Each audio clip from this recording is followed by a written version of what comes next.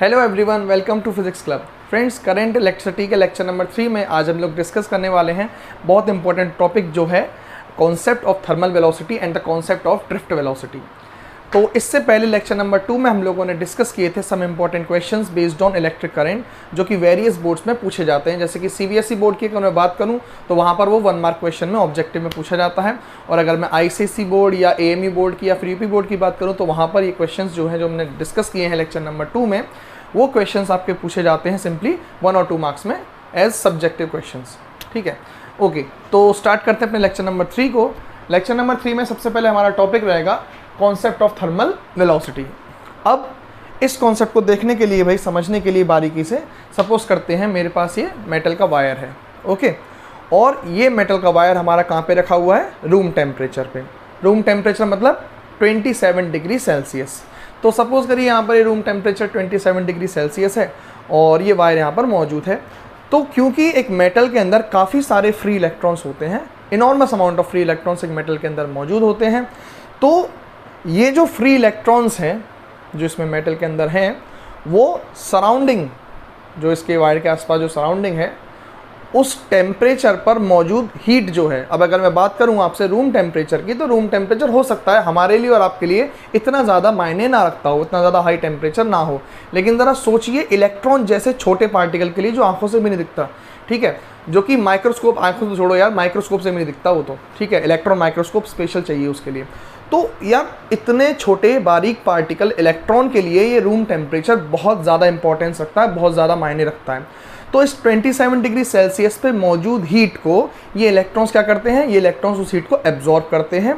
Absorb करने के बाद ये इलेक्ट्रॉन्स इसी वायर के अंदर, मैं कौन से इलेक्ट्रॉन्स की बात कर रहा हूँ याद रखें, मैं फ्री इलेक्ट्रॉन्स की बात कर रहा हूँ। तो जो वायर के अंदर फ्री इलेक्ट्रॉन्स हैं वो बाहर से हीट को एब्जॉर्ब करके रैंडम डायरेक्शन में मूव करते हैं। फिर से समराइज कर दूँ सारी बात को, ये एक वायर जो कि रूम टेम्परेचर पे है, ओके, रूम टेम्परेचर मतलब 27 डिग्री सेल्सियस।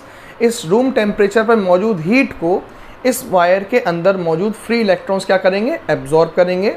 एब्जॉर्ब करने के बाद वो एनर्जी क्योंकि इनके पास अब आ चुकी है, तो वो इसी वायर के अंदर वेरियस पॉसिबल डायरेक्शंस में रैंडमली क्या करेंगे? मूव करेंगे। जैसे मैंने यहाँ पर शो किया है डायग्राम में, कोई इलेक्ट्रॉन नीचे जा रहा है तो कोई फ्री इलेक्ट्रॉन ऊपर है, कोई फ्री इलेक्ट्रॉन इधर जा रहा है तो कोई फ्री इलेक्ट्रॉन इधर है, कोई फ्री इलेक्ट्रॉन इधर है तो कोई फ्री इलेक्ट्रॉन इस तरफ है। इसी तरीके से ये free electrons various random possible directions में मूव करते हैं, ठीक है। अच्छा, तो वो वेलोसिटी जो कि हमारे फ्री इलेक्ट्रॉन्स के पास आई है, किसकी वजह से? सराउंडिंग में हीट को एब्जॉर्ब करने की वजह से। मेरे वर्ड्स पर फोकस करिएगा। वो जो वेलोसिटी जो इलेक्ट्रॉन्स ने एक्वायर करी है, जो कि बाहर से सराउंडिंग से हीट को एब्जॉर्ब करने के बाद, उस जो वेलोसिटी को बोलते हैं हम लोग थर्मल वेलोसिटी। सो बेसिकली क्या है थर्मल वेलोसिटी? ज़रा इसे अब वर्ड्स में फोकस करें।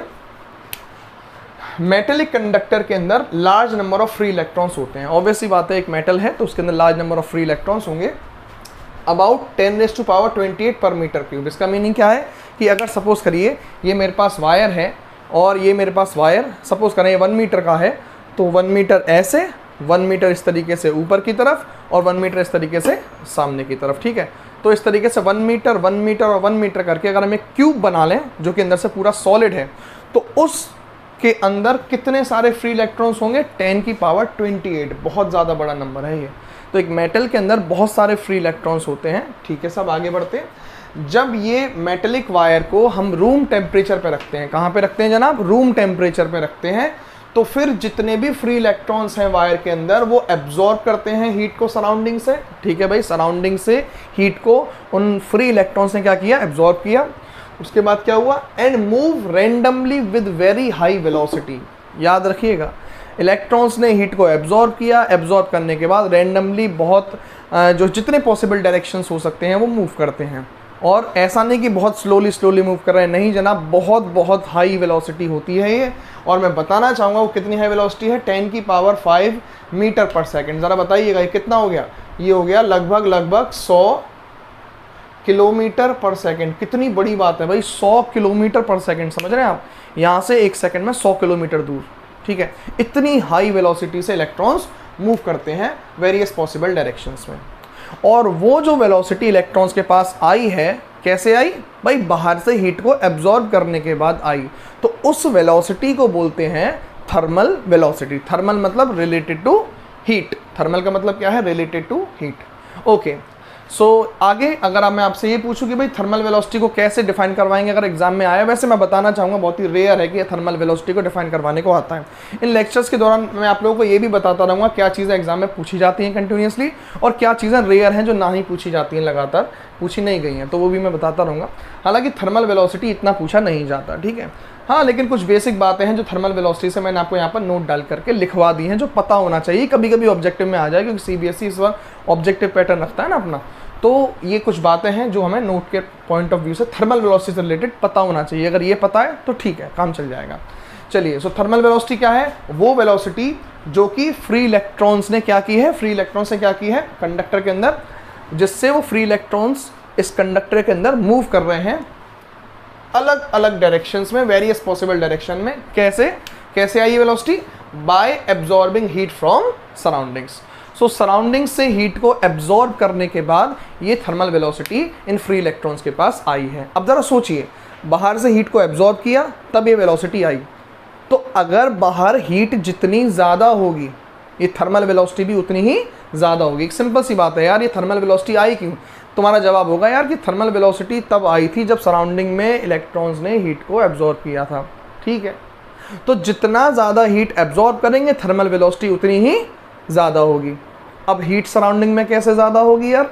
जितना ज़्यादा सराउंडिंग का टेम्परेचर होगा उतनी ज़्यादा थर्मल वेलोसिटी होगी। तो सिंपल, थर्मल वेलोसिटी जो होती है इलेक्ट्रॉन्स की, फ्री इलेक्ट्रॉन्स की जो थर्मल वेलोसिटी होती है वो टेम्परेचर पे, वायर के टेम्परेचर पे डिपेंड करती है। और कैसे? ये इंपॉर्टेंट पॉइंट है, कभी कभी कॉम्पिटिशन्स में पूछ लिया जाता है कि थर्मल वेलोसिटी जो होती है VTH लिख देते हैं, चलिए इसे। वो कैसे होती है? वो डायरेक्टली प्रोपोर्शनल होती है √ टाइम्स ऑफ टेम्परेचर। और ये टेम्परेचर किस में लिया है? केल्विन में। ओके, याद रखना टेम्परेचर किस में है? केल्विन में। तो टेम्परेचर जैसे जैसे बढ़ेगा थर्मल वेलोसिटी वैसे वैसे बढ़ेगी। अगर टेम्परेचर 4 टाइम्स हो जाएगा तो थर्मल वेलोसिटी 2 टाइम्स इंक्रीज कर जाएगी। भाई ये रूट लगा हुआ है, तो अगर टेम्परेचर 4 टाइम्स इंक्रीज हुआ तो 4 का रूट कितना होता है? 2, तो डबल हो जाएगी। याद रखिएगा इस पॉइंट को। यहाँ से आगे बात करते हैं कि भाई अगर इलेक्ट्रॉन्स थर्मल वेलोसिटी से मूव कर रहे हैं तो वो कैसे मूव करेंगे? जवाब है, अगर इलेक्ट्रॉन्स थर्मल वेलोसिटी से मूव कर रहे हैं तो भाई वो सीधे नहीं चलेंगे, वो इलेक्ट्रॉन्स इस वायर के अंदर वेरियस पॉसिबल डायरेक्शंस में मूव करेंगे, ठीक है भाई, ये भी चलो समझ में आता है। अब आखिरी पॉइंट क्या है? आखिरी पॉइंट इंपॉर्टेंट है, जो कि ड्रिफ्ट वेलोसिटी के डेरिवेशन में, आगे मैं कॉन्सेप्ट पढ़ाऊंगा ड्रिफ्ट वेलोसिटी, उसके डेरिवेशन में यूज होगा। तो आखिरी पॉइंट क्या है, इसे आप याद रखना बस अभी के लिए, कि जो थर्मल वेलोसिटी जो होती है इलेक्ट्रॉन्स की, जैसे इसकी वेलोसिटी क्या है? थर्मल वेलोसिटी U1 नीचे की तरफ, इस वाले इलेक्ट्रॉन की थर्मल वेलोसिटी किस तरफ है? U2 ऊपर की तरफ, इस वाले की इस तरफ, तो इस वाले की अपोजिट इस तरफ, इसकी नीचे की तरफ, तो इसकी ऊपर की तरफ। तो सारे के सारे इलेक्ट्रॉन्स की अगर मैं थर्मल वेलोसिटी का एवरेज लूँ तो वो कितना आएगा? सिंपल यार, 0 आएगा। क्यों? क्योंकि एक वेलोसिटी नीचे है तो एक वेलोसिटी ऊपर है। अगर सपोज करिए +10 है तो ये -10, अगर ये +10 तो ये -10, अगर ये +10 तो ये -10। तो on an average overall answer कितना हो जाएगा? सिंपल 0, +10 -10 +10 -10 +10 -10, ओवरऑल आंसर कितना हो जाएगा? 0। तो हमने यहाँ से क्या सीखा भाई कि एवरेज थर्मल वेलोसिटी जो इलेक्ट्रॉन्स की होती है, इस वायर के अंदर जितने भी फ्री इलेक्ट्रॉन्स हैं उन सब की अगर थर्मल वेलोसिटी का अगर आप एवरेज लेंगे तो वो कितना आंसर आएगा? याद रखिए ऑब्जेक्टिव क्वेश्चन के लिए कितना आंसर आता है? 0। Average thermal velocity is always 0। तो आप इसका जो है स्क्रीनशॉट ले लीजिएगा। लास्ट लेक्चर जो था उसके जस्ट बाद में आप इसको नोट डाउन करते जाएंगे जैसे मैंने नोट किया है। प्लीज़ लेक्चर्स मिस मत करिए, जैसे जैसे लेक्चर में लिखा हुआ है, मैंने जैसे बोर्ड पे लिखा है, आप फेयर कॉपी बनाकर उस पर वैसे के वैसे ही नोट करते जाइए। आपका लेक्चर मिस होगा, आपका कंटेंट वहीं से मिस हो जाएगा फेयर कॉपी में। तो जैसे चल रहा है वैसे इसको कंटिन्यूसली लेक्चर्स को अटेंड करते रहें। और दूसरी चीज़ क्या है, इसको आप जो है नोट डाउन करते रहें। ऐसा नहीं कि आप जो है वेब सीरीज की तरह इस लेक्चर को देख रहे हैं, ऐसे मत करिएगा प्लीज़, ठीक है। सो मैं साइड हट जाता हूँ, आप इसका स्क्रीनशॉट ले लीजिएगा, फिर हम स्टार्ट करते हैं ड्रिफ्ट वेलोसिटी को।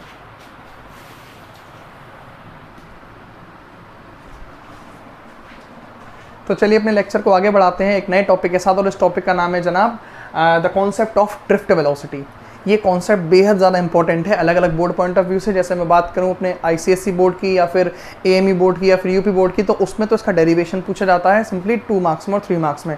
लेकिन अगर बात करें CBSE की जनाब, तो CBSE में यही इस टॉपिक से रिलेटेड एक क्वेश्चन आएगा जो कि सिंपल 2 मार्क्स में होता है, या फिर ऑब्जेक्टिव क्वेश्चन आ सकता है 1 मार्क में। तो वो क्वेश्चंस क्या होंगे उसे तो हम अगले लेक्चर में डिस्कस करेंगे, ठीक है, अगले कुछ लेक्चर्स में। फिलहाल इसका इंट्रोडक्शन देखते हैं, और काफ़ी आसान है इसका इंट्रोडक्शन समझने के लिए। जनाब सबसे पहले आपको समझना पड़ेगा, आपके पास यहाँ पर एक वायर है, ओके, और ये जो वायर है, इस वायर के साथ आपने कनेक्ट करी है यहाँ पर एक बैटरी, ठीक है। तो जो बैटरी का नेगेटिव टर्मिनल है उससे आपने वायर के इस वाले एंड को कनेक्ट किया है। तो क्योंकि नेगेटिव से वाला एंड कनेक्ट है वायर का, तो ये वाला एंड वायर का किसकी तरह बिहेव कर रहा है, नेगेटिव की तरह। और ये जो पॉजिटिव टर्मिनल है बैटरी का, आपने इससे कनेक्ट किया है वायर के इस वाले एंड को, तो ये वाला एंड वायर का किसकी तरह बिहेव करने लगा, पॉजिटिव की तरह, ठीक है। चलिए, अब इससे हुआ क्या, इससे हुआ ये, क्योंकि आप जानते हैं कि इलेक्ट्रॉन पे जाना कौन सा चार्ज होता है, तो इलेक्ट्रॉन पे सिंपल इलेक्ट्रॉन पे होता है नेगेटिव चार्ज। तो ये बैटरी के, आपने बैटरी जब इससे कनेक्ट की इस वायर से, तो इस वायर का एक एंड हुआ पॉजिटिव और एक एंड क्या हो गया, नेगेटिव, ठीक है। तो उसकी वजह से पॉजिटिव एंड से, वायर के पॉजिटिव एंड से वायर के नेगेटिव एंड की तरफ क्या चीज़ डेवलप हो गई, तो सिंपल पॉजिटिव एंड से नेगेटिव एंड की तरफ डेवलप हो गया क्या, इलेक्ट्रिक फील्ड, ठीक है। याद रखना, इलेक्ट्रिक फील्ड की डायरेक्शन अक्सर अगर बच्चे भूल जाते हैं, तो भाई इलेक्ट्रिक फील्ड की डायरेक्शन होती है पॉजिटिव से नेगेटिव, ठीक है। तो पॉजिटिव से नेगेटिव हमारे इस वायर में क्या सेटअप हो गया, एक इलेक्ट्रिक फील्ड, जो कि मैंने एरो से शो भी किया है। चलिए, इन दो बातों को ज़रा कुछ लिख लेते हैं अभी। क्या है, एक बैटरी है, जो बैटरी को मैंने कनेक्ट किया एक कंडक्टर के एंड से, ठीक है, एक बैटरी को कंडक्टर के एंड से कनेक्ट कर दिया। फिर आगे लिखा है कि पोटेंशियल डिफरेंस सेटअप हो जाएगा at the ends of wire. हाँ जी, अगर आप बैटरी को कनेक्ट करेंगे तो बैटरी का काम क्या होता है, वायर के एंड्स पर वोल्टेज का डिफरेंस मेंटेन करना। तो सिंपल क्या है, आप देख सकते हैं एक एंड पॉजिटिव है, एक एंड नेगेटिव है, तो एक वोल्टेज का डिफरेंस क्रिएट हो गया, ठीक है। आगे बढ़ते हैं, तो वायर के एंड्स पर क्या डेवलप हो जाएगा, पोटेंशियल डिफरेंस डेवलप हो गया, ठीक है। उसकी वजह से क्या होगा, इस बैटरी के लगाने की वजह से क्या होगा, जिसकी वजह से एक इलेक्ट्रिक फील्ड डेवलप हो जाएगा इनसाइड द कंडक्टर। बहुत इंपॉर्टेंट चीज़, बैटरी की वजह से क्या, कंडक्टर के अंदर इलेक्ट्रिक फील्ड डेवलप हो गया, जिसकी डायरेक्शन पॉजिटिव से नेगेटिव होगी। चलिए साहब, ये भी ठीक है। आगे कि ये जो इलेक्ट्रिक फील्ड है, ये इलेक्ट्रिक फोर्स एक्सर्ट करेगा ऑन ईच फ्री इलेक्ट्रॉन। भाई साहब, यही जो पॉइंट है, यही इस टॉपिक का जो है हार्ट है। मतलब ये इलेक्ट्रिक फोर्स डेवलप करेगा, इलेक्ट्रिक फील्ड, कुछ समझ में नहीं आ रहा। अरे सिंपल है यार, एक बात बता, ये मैं तेरे सामने कंडीशन रखता हूँ, मान ले ये वाला एक दीवार है और इस दीवार पर पूरे पर पॉजिटिव चार्ज फैला हुआ है, ठीक है, और ये जो दीवार है, इस वाली दीवार पर तेरे सामने नेगेटिव चार्ज फैला हुआ है। चलिए मान लिया, तो पॉजिटिव से नेगेटिव क्या होगा, ठीक है, पॉजिटिव से नेगेटिव सर आपने बताया था अभी, पॉजिटिव से नेगेटिव होगा इलेक्ट्रिक फील्ड, ठीक है। अब उसके बाद यहाँ पर जो इलेक्ट्रॉन है, ये इलेक्ट्रॉन, एक बात बताइए, क्योंकि इलेक्ट्रॉन पर नेगेटिव चार्ज होता है, तो ये नेगेटिव चार्ज कौन सी वॉल की तरफ मूव करेगा, पॉजिटिव वॉल की तरफ या नेगेटिव वॉल की तरफ? तो सिंपल आंसर है यार, इलेक्ट्रॉन के पास नेगेटिव चार्ज होता है और नेगेटिव चार्ज को अट्रैक्ट करता है पॉजिटिव चार्ज, तो ये इलेक्ट्रॉन किधर की तरफ मूव करेगा, ये इलेक्ट्रॉन मूव करेगा पॉजिटिव वाली वॉल की तरफ। तो हमने यहाँ से क्या सीखा कि जब भी कभी कोई भी इलेक्ट्रिक फील्ड के अंदर कोई भी एक चार्ज पार्टिकल आ जाए, तो उस चार्ज पार्टिकल पे क्या लगता है, इलेक्ट्रिक फोर्स, जिसकी वजह से वो मूव करने लगता है। फिर से, अगर किसी भी इलेक्ट्रिक फील्ड के अंदर, बोलिए मेरे साथ साथ याद रखना इस चीज़ को, किसी इलेक्ट्रिक फील्ड के अंदर कोई भी चार्ज पार्टिकल आएगा तो उस पर क्या लगेगा, इलेक्ट्रिक फोर्स, और इसकी वजह से आप सिंपल बेसिक से समझ सकते हैं। देखिए, इस पर इलेक्ट्रिक फोर्स लगा और ये मूव करने लगा, ठीक है। और किस तरफ मूव किया, ज़रा सोचिए, हमेशा याद रखिएगा, इसमें साफ साफ को दिख रहा है, इलेक्ट्रॉन यानी कि नेगेटिवली चार्ज पार्टिकल मूव करता है इलेक्ट्रिक फील्ड से अपोजिट डायरेक्शन में। नेगेटिवली चार्ज पार्टिकल मूव करता है इलेक्ट्रिक फील्ड से अपोजिट डायरेक्शन में। आप देख सकते हैं यहाँ पर, ये साफ साफ क्लियर है, ठीक है भाई। तो हमने यहाँ से क्या सीखा, जब भी कभी कोई चार्ज पार्टिकल इलेक्ट्रिक फील्ड में आएगा तो उस पर क्या लगेगा, इलेक्ट्रिक फोर्स, और उस इलेक्ट्रिक फोर्स का फॉर्मूला होता है F = Q × E। कॉपी के ऊपर जो खाली स्पेस होता है उस पर से नोट कर लीजिए कि जब भी कभी किसी चार्ज पार्टिकल पे इलेक्ट्रिक फोर्स लगेगा, चार्ज पार्टिकल, उस चार्ज पार्टिकल का चार्ज क्या है, Q, और उस पर इलेक्ट्रिक फोर्स जो F है वो कितना होगा, तो F = Q × E।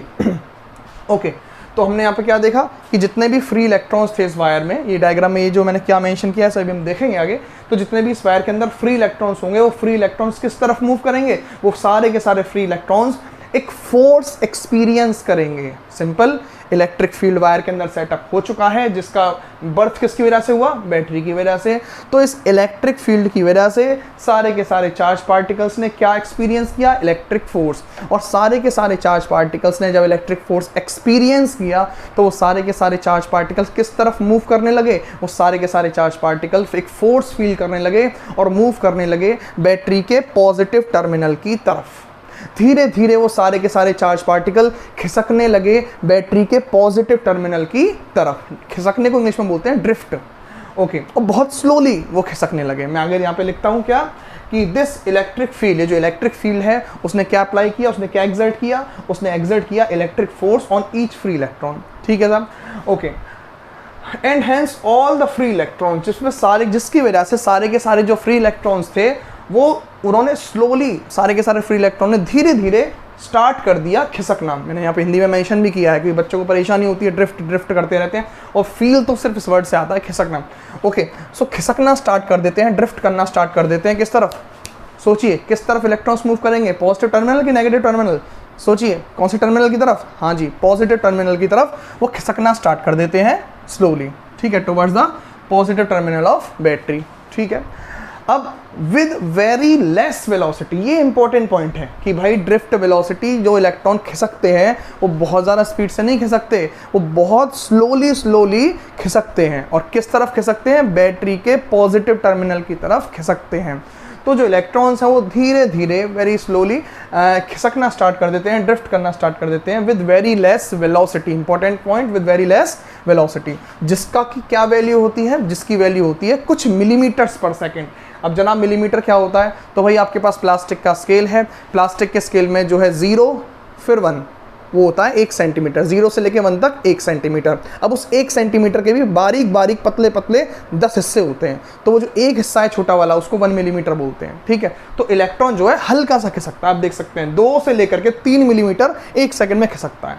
ओके, और ये जो खिसक रहा है, जिस वेलोसिटी से खिसक रहा है बैटरी के पॉजिटिव टर्मिनल की तरफ, इसी को हम लोग ड्रिफ्ट वेलोसिटी का नाम देते हैं। ठीक है भाई, तो इसी को हम लोग क्या नाम देते हैं? Drift velocity.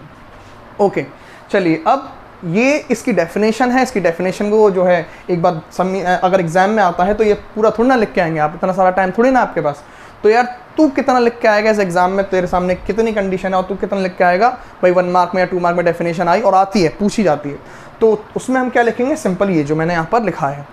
तो मैं साइड में हट जाऊँगा फाइनली, आप उसका स्क्रीनशॉट ले लीजिएगा और ये पूरा का पूरा नोट डाउन कर लीजिएगा अपनी कॉपी में, जिससे हमारे नोट्स भी प्रॉपर बने रहे। ठीक है, तो इसमें क्या है भाई? सेम ऊपर जो है मैंने कुछ वर्ड्स में लिख दिया है, क्या? वो एवरेज वेलोसिटी जिससे जितने भी इस वायर में फ्री इलेक्ट्रॉन्स हैं, कौन है इस वायर में? Free electron. जितने भी फ्री इलेक्ट्रॉन्स हैं वो ड्रिफ्ट होते हैं, ड्रिफ्ट होना खिसकते हैं। किस तरफ? Towards the positive terminal of battery. Battery के पॉजिटिव टर्मिनल की तरफ जो फ्री इलेक्ट्रॉन्स हैं वो जिस एवरेज वेलोसिटी से खिसकते हैं, ठीक है, क्योंकि 1 2 काफ़ी सारे इलेक्ट्रॉन्स हैं तो हम एवरेज की बात कर रहे हैं, तो जिस एवरेज वेलोसिटी से सारे के सारे फ्री इलेक्ट्रॉन्स इस कंडक्टर के अंदर बैटरी के पॉजिटिव टर्मिनल की तरफ खिसक रहे हैं, उस ही वेलोसिटी को हम लोग क्या नाम देते हैं? Drift velocity. और ऑब्वियस सी बात है वो किसके अंडर है? इलेक्ट्रिक फील्ड की वजह से ही वो खिसक रहे हैं, याद रखिएगा इस पॉइंट को। तो अगर आपसे कोई टीचर पूछता है कि थर्मल वेलोसिटी की बर्थ किसकी वजह से होती है, आपका जवाब टेम्परेचर की वजह से। तो सर ड्रिफ्ट वेलोसिटी का जन्म किसकी वजह से होता है?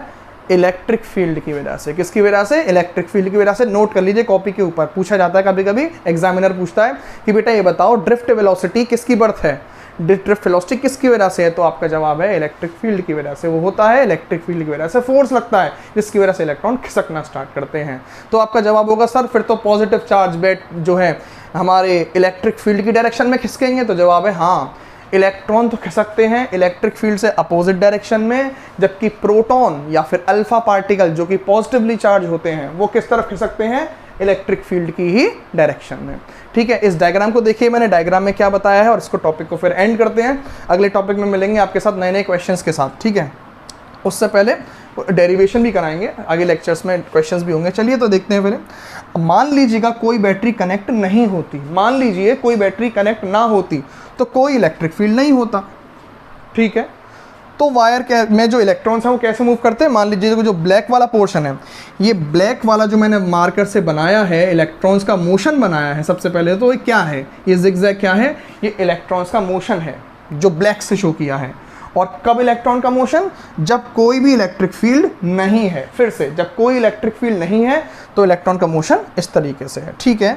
लेकिन जब आपके सामने इलेक्ट्रिक फील्ड आ जाएगा, जब तुम बैटरी को कनेक्ट कर दोगे, तो इलेक्ट्रॉन का मोशन देखिए, इलेक्ट्रॉन्स रेड वाले पाथ से मैंने शो किए हैं, आप देख सकते हैं इलेक्ट्रॉन्स अभी भी जिगजैग मैनर में ही मूव कर रहे हैं। देखिए अभी भी इलेक्ट्रॉन जिगजैग मैनर में ही मूव कर रहे हैं। लेकिन एक चीज़ बहुत इंपॉर्टेंट, क्या कि सारे के सारे इलेक्ट्रॉन्स धीरे धीरे अपनी जगह से बैटरी के पॉजिटिव टर्मिनल की तरफ खिसक रहे हैं। आप देखिए पहले जब बैटरी कनेक्ट नहीं थी तो इलेक्ट्रॉन यहाँ था, अब बैटरी कनेक्ट होने की वजह से इलेक्ट्रॉन अब कहाँ है, यहाँ है। आप देख सकते हैं इतना खिसक गया इलेक्ट्रॉन, और कौन सी तरफ खिसक गया, पॉजिटिव टर्मिनल की तरफ। आप देख सकते हैं इसमें भी जब कोई बैटरी कनेक्ट नहीं थी तो ब्लैक वाला इलेक्ट्रॉन आप देख सकते हैं, और जब बैटरी कनेक्ट है, इलेक्ट्रिक फील्ड आ चुका है, तो इलेक्ट्रॉन थोड़ा सा इधर खिसक गया।